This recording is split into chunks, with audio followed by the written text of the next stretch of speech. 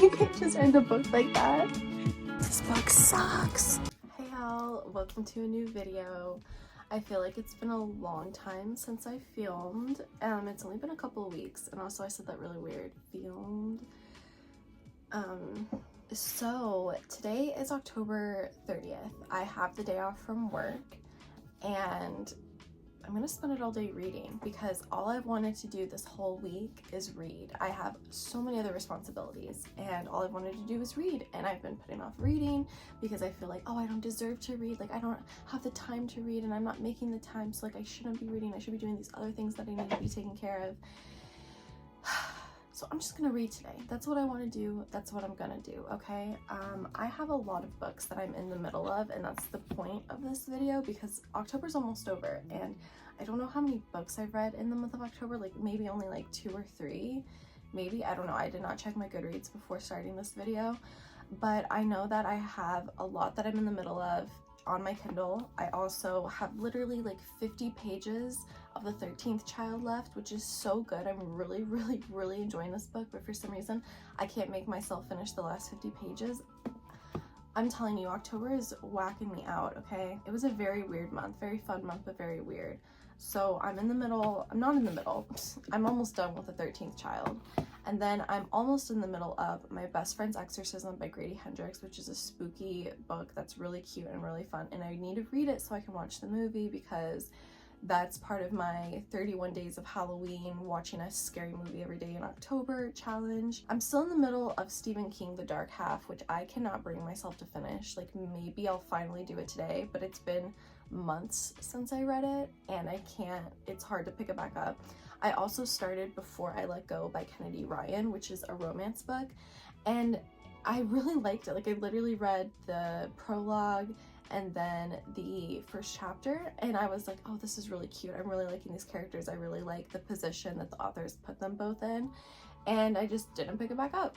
I downloaded so many good books for this month, like so many spooky books, so many like fantasy books.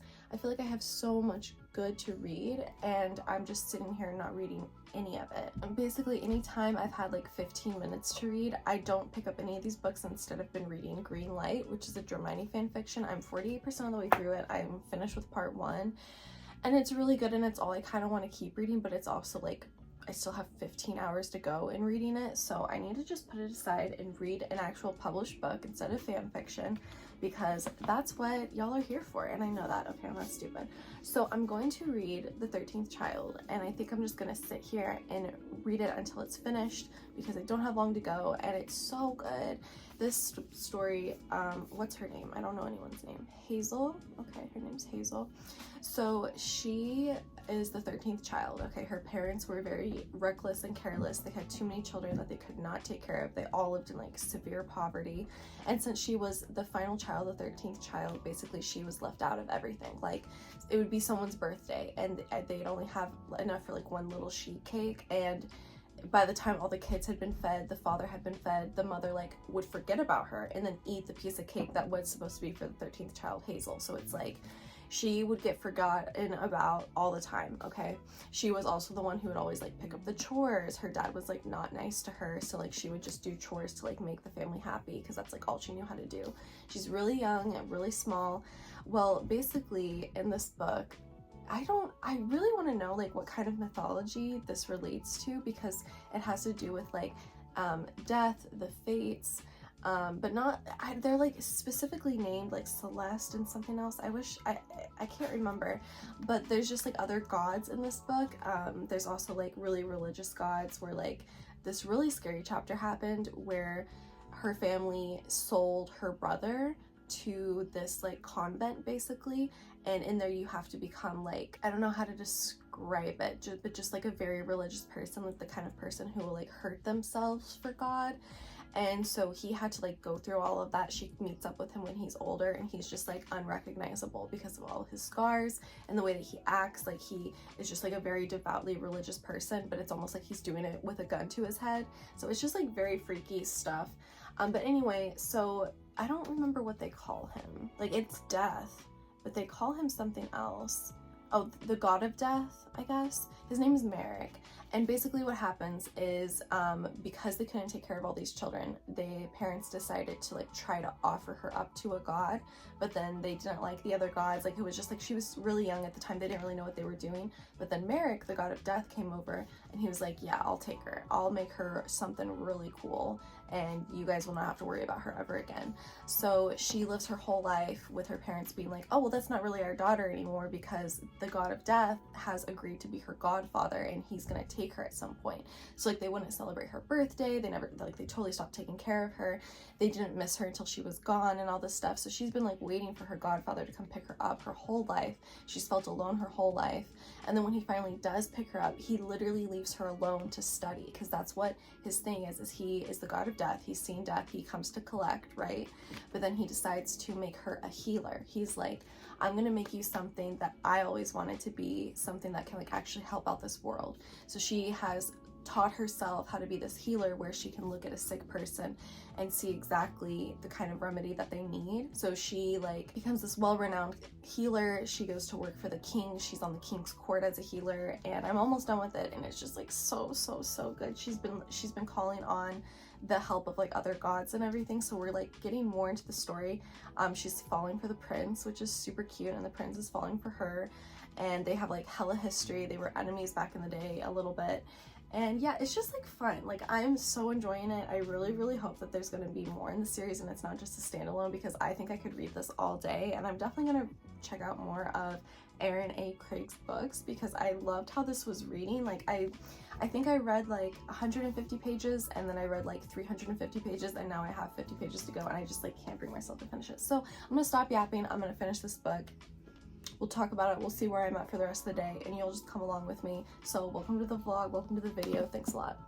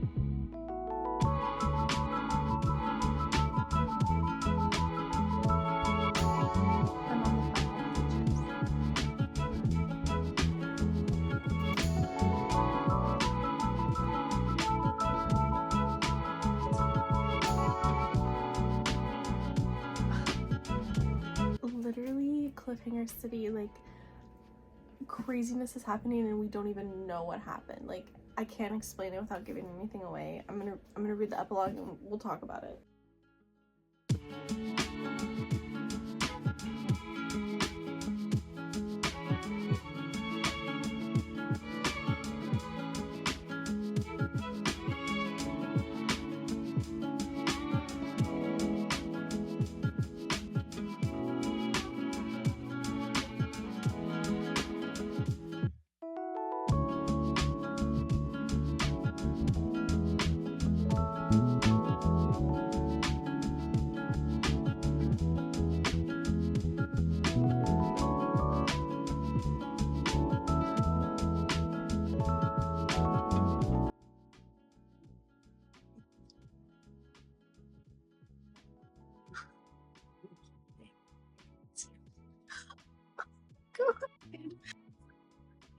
You can't just end a book like that. Yeah, you can't just end a book like that. What the hell? I don't think that this is gonna, I don't think there's gonna be a sequel. I think this was it. It was a standalone. I have not read a fantasy standalone in years. Like, I don't even know how to do that. You know what I mean? Like, I'm used to the cliffhanger. I'm used to waiting for the next one to come out, and then like eventually everything will be resolved after some big battle. This was so good. The 13th Child, seriously, fantasy readers, pick it up. Okay, I think it's a standalone. Like, I'm trying to imagine how they're gonna make another book going forward, but no. Oh my god. I'm literally, like, this author, she did it. Like, if you know me, you know my favorite kind of endings in a book. The melancholy is real, okay? The tortured souls, it's real, it's poetic, it's so sad. Like, what do you mean? Like, I'm literally trying not to cry right now. This was a great book. Like, I think I'm gonna give it 5 stars. I think it deserves a little bit of a 4-star because it's not like the most amazing thing I've ever read in my entire life, which are only reserved for 5 stars. But I was genuinely surprised. I have this here because I'm gonna read the acknowledgements and like the author's note and whatever. But what am I supposed to do with this information? I'm literally flabbergasted. I can't. I'm gonna look it up right now. I have to see if there's a sequel coming. Oh my god, I don't think there's gonna be a sequel. That's crazy. This was a standalone. I had no idea. There were so many characters in this, so many gods. I was like, oh, we're totally getting more books. Like, so much more is gonna happen. We're gonna end at a cliffhanger. She's gonna milk it and it's fine. I'll eat it up. No, she really did that. She really wrote a great standalone fantasy book.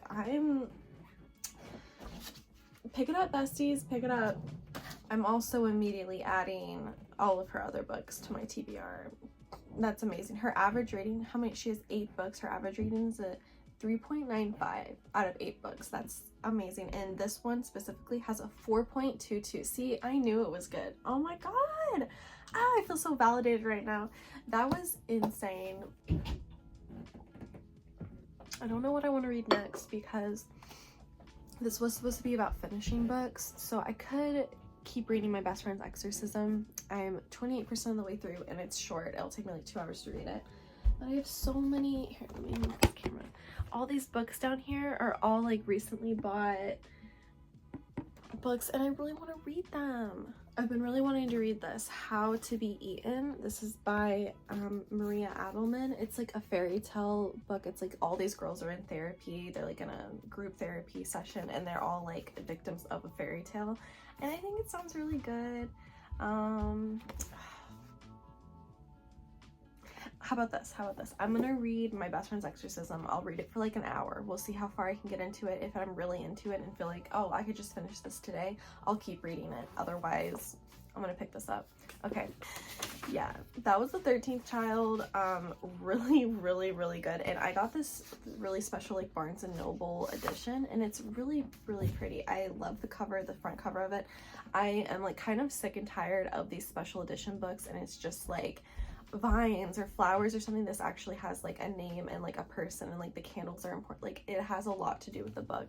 And then you open it up and it's this gorgeous, this gorgeous print right here, and then it's gold on the edges. I'm very much obsessed with it. Yeah, I'm really glad I bought this. I bought it on a whim. Okay, I was like, I'm gonna buy one book, and I went in and I bought one singular book, and this is what I bought, and this was 5 stars. Wow, the more I think about this, the more I'm falling in love with it. This was so good. Okay, I'm gonna stop gushing right now. Let's get to reading My Best Friend's Exorcism.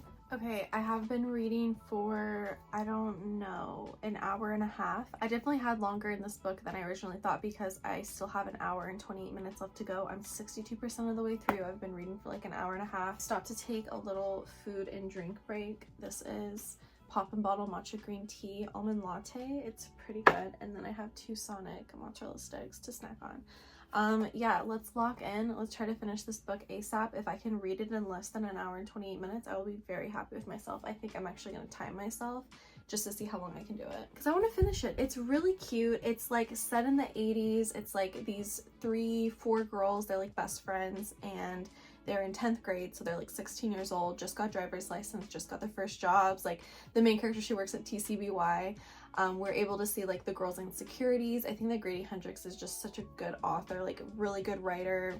I enjoy his writing every single time. And basically they decide to experiment with LSD one night at one of the friends' houses. Yeah, and one of the friends, she like takes off into the woods while they're high, and when she comes back she just stops acting like herself. She's just very different all of a sudden. Things have been happening where the adults don't believe the girls. The main character, she tries to warn several people like, my friend, something's wrong. I think this happened to her. You know, here's the circumstances, here's everything that happened.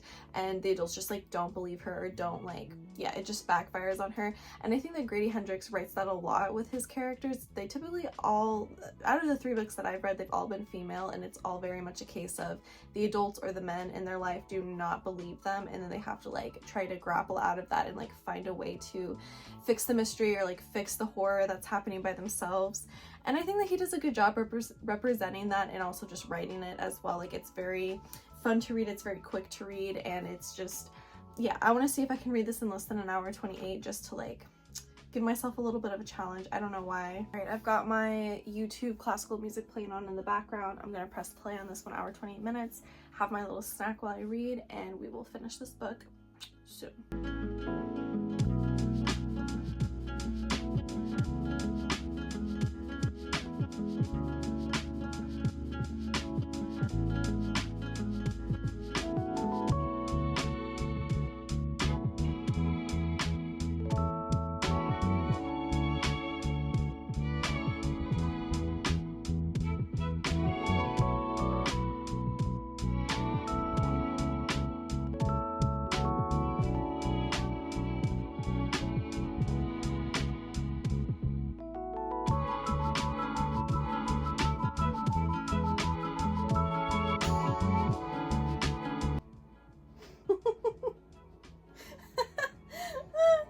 The main character, Abby, her mom, is talking to the principal. Hold on.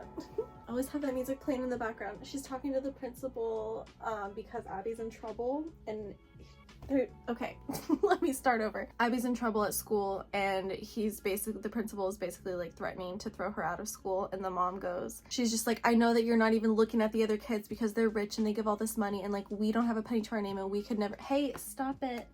And we can never give as much money as these other kids could. But if you dare like discriminate against my daughter and kick her out of the school for things that she didn't do, I will be at every PTA meeting questioning every single decision you've ever made. So you better have your ass covered or it's gonna be grass and I'm gonna be the lawnmower. It's so 80s, I love it.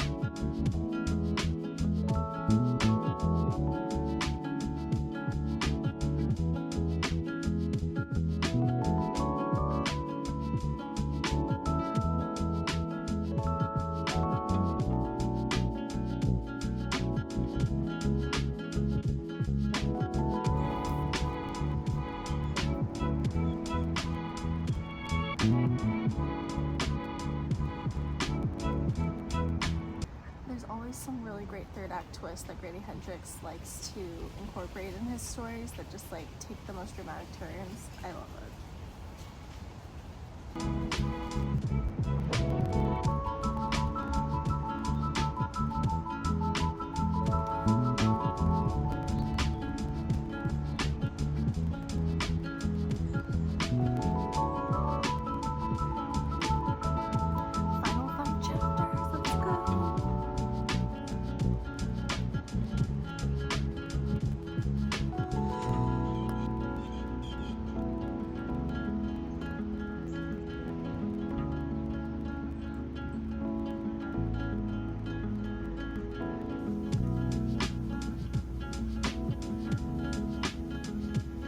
Okay, I finished My Best Friend's Exorcism by Grady Hendrix, and I finished it with 6 minutes and 56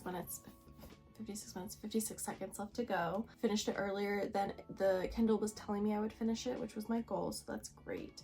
So that's 2 books down today. It is definitely the end of today. It's technically midnight. It's the next day, the 31st. And I think I'm going to continue this little video into tomorrow and see how many books I can finish starting tonight into the end of tomorrow. So yeah. Oh, one book I forgot to mention. I knew I was missing something. So I've been listening to The Silent Patient. This is by Alex Michaelides. Is that how you say it?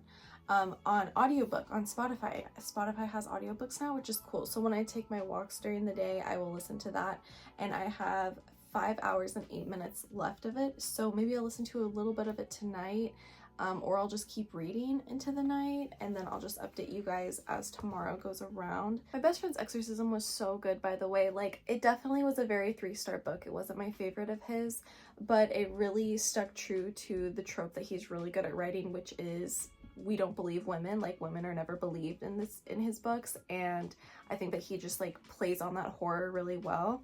I also really loved the friendship aspect of it. It was like friendship, real love, like real relationships, and just the ending, like I literally was sobbing at the end. I'm sorry to admit that, but I was crying at the end of it because just the relationship that these two girls had was just like so pure, and the way that the book just concluded in the end was so good. I just really liked the ending, and it made me cry. Okay, their friendship slash relationship, it meant a lot. Okay, The 13th Child was so good, and I want to keep reading another fantasy, so I don't know, I might pick up House of Hollow. I also have Heartless, Vicious by V.E. Schwab.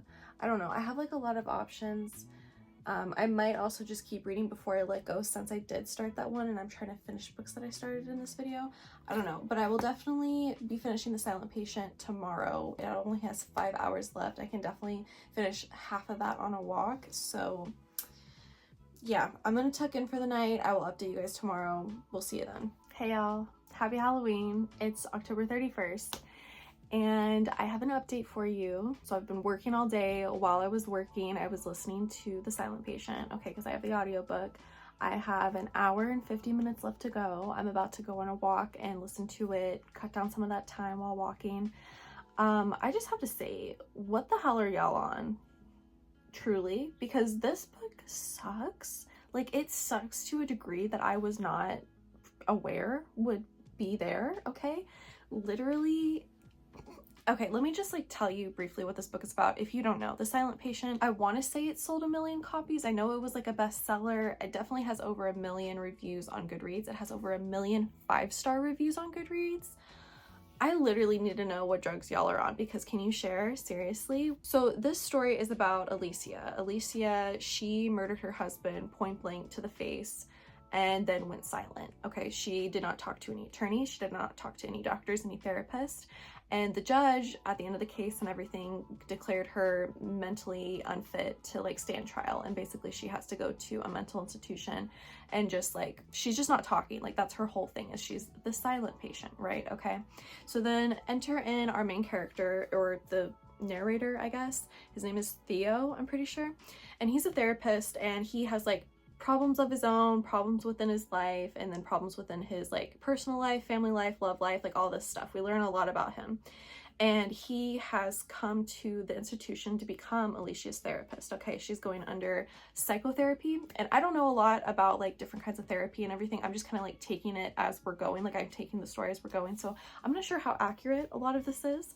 But this book is like really irritating me because it's terrible. It's actually so bad, you guys. Like, oh my god. First of all, Theo is driving me crazy because he finds out that his wife is cheating on him. Like, I would say like before halfway through the book, like maybe 30 or 40%, he finds these very explicit, very long, and very like a long time period has passed between these emails of him, of his wife, and this man. She's like clearly cheating on him, okay? And it's stuff like, love you, can't wait to see you later. It's not just emotional cheating, like it's clear that she's physically cheating on him.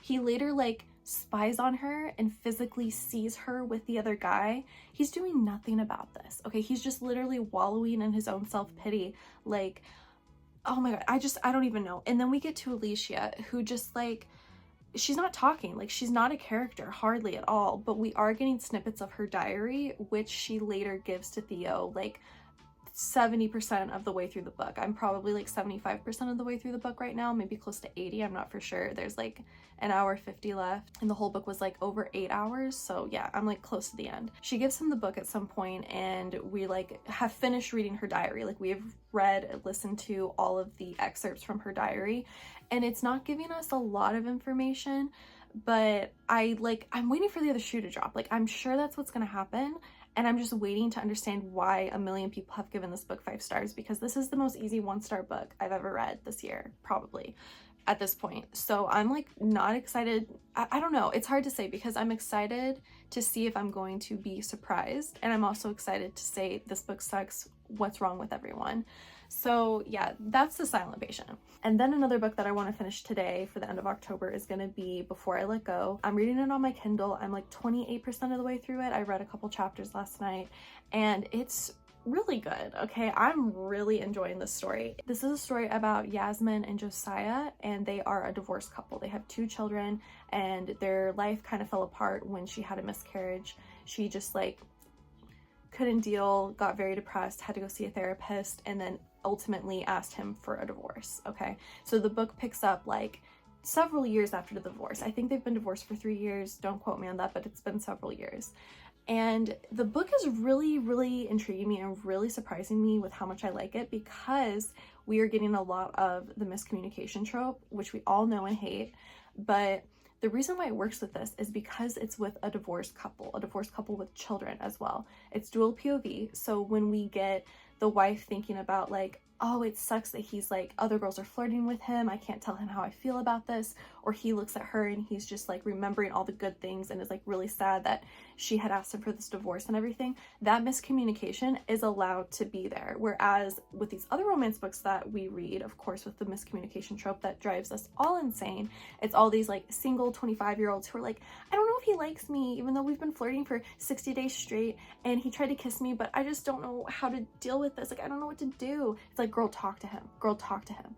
But then for this book, they can't talk to each other because they have to move on, right? Like, she asked for the divorce, so she can't like come crawling back to him, and he can't be seen like a pathetic man because she asked him for the divorce, right? Like, he has to move on. So I think that it's just, I don't know, it's really intriguing me. And I've heard that this book has really good like therapy representation, and I'm starting to see that because the wife, the mother, the main character, Girly, she had to go to therapy after she lost her child, and her husband would not go to therapy with her, and so she had to like go through that alone. And here they are several years later, one of their children has to go to therapy to figure out if he can handle the emotional toll it will take if he skips a couple grades, because he's super smart up here, but he might not be like emotionally smart enough for it. So they want him to go to therapy and see if like he's good, you know, to see how his mental well-being is and everything. And the husband is like, yeah, I'll go to therapy with you, bud, and everything. And the wife is just kind of like shell-shocked, like, okay, bro, like, but not when I lost our child, you know? So there's like, I'm really enjoying it. I think it's going to ramp up and shape up to be something that I'm really gonna like. I can see them coming back together and it just being like really juicy and really good. And I'm really excited to keep reading it. I think I have like less than 4 hours, like maybe like 3 hours and 30 minutes. I'm not for sure, but I only have less than 2 hours left in The Silent Patient. I'm definitely finishing that first because I need to know what the hell y'all are on about. So I'm gonna go take a walk. I'm gonna get my steps in and enjoy this beautiful day that we've been blessed with on Halloween. And I'll catch you back with the next update. This book sucks. Okay, I'm finished with work and I'm gonna go on a little nightly walk and finish this freaking book. I have like, I don't know, maybe an hour and a half left. I haven't listened to very much, but yeah, gonna finish it now. Okay, I'm 1 mile down. I had to come back and change my pants because it's 70 degrees. It's like 9 p.m. It's so warm out here on Halloween night, okay? I think it said I have an hour left, so I'm almost done. I'm almost done with this book. Okay, I just checked. It says that I have an hour and 4 minutes left, and I started listening to it at 1.5 times speed. So hopefully within the next 2 miles, I'll be able to finish it. Let's go. Mile 2 done, 40 minutes left in the book. Yo, fuck this book. Okay, it took me 4 miles to finish The Silent Patient. I don't know what the hell you guys are on. Those 1 million of you who have given it 5 stars, I need to know. Like, was it just like the time period in which it came out? Like, was it really popular because there hadn't been much like it? Like, is that what the hype is? Because if not, this happens to me time and time again where I am never satisfied with the thrillers that I read, like literally never ever satisfied. The plot twist was not only predictable, I mean, I could see it from the very first page, but I hated that we didn't just end it there. Like, when the plot twist was revealed in that final chapter before part 5 starts, we could have added like an extra sentence to wrap up something that gets wrapped up in the next 3 chapters going forward, but we didn't need the next 3 chapters going forward. Like, we really could have ended it there and I would have respected it, and it got 2 stars like so much easier. But it's getting 1 star because the author felt like, oh, you know what, I need to hold your hand when I tell you this and explain the plot twist to us like we're 5. And I hate that so much. So yeah, I burned out all my anger on that walk, and now I'm gonna sit and read I can never remember the name of this book. I think it's Before I Let Go. So yeah, I'm gonna read that and sit out here because it feels really nice.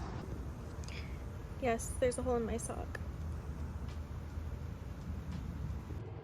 Do we like this angle? It kind of looks like I'm in an insane asylum, honestly. Get ready with me to go to bed. Get ready with me to do my skincare and go to bed. But really though, it's 11:30, Halloween night, October 31st. I read as much as I could before I had to go take a shower, and I'm gonna start doing my makeup, what am I talking about? My skincare routine to get ready for bed while I talk to you about the final 2 books that I read tonight, okay? So The Silent Patient sucked ass. It's not even that the plot twist was predictable, that was my problem. It was the fact that we had to be mansplained the ending. That's what I felt like. Like, I felt like the author literally didn't think that anyone who was reading this book would be smart enough to understand what he was getting at. I just realized you can't see my cute bunny ears. No, this angle is just awful. There's no way I can film in this bathroom. Okay, that's not so bad. Okay, yeah, the worst part of The Silent Patient was that it didn't just end with the end of the reveal. Like, that chapter, the way that ended, I was a little gobsmacked. I was like, okay, like, I didn't expect this. Like, okay, it's not that I didn't expect it, I just didn't know if the author had the balls to make it like that. I sincerely thought the writing was bad. I didn't like any of the characters, like not even a tiny, like 1% bit. They were all insufferable. I felt like I wanted, like, if we were gonna go the route that it went, I wanted just a better story for the female character overall. And I just didn't like the way that it was handled. I really didn't like it. I feel like it's the kind of story that I could have wrote on Microsoft Word at the age of 8, you know what I mean?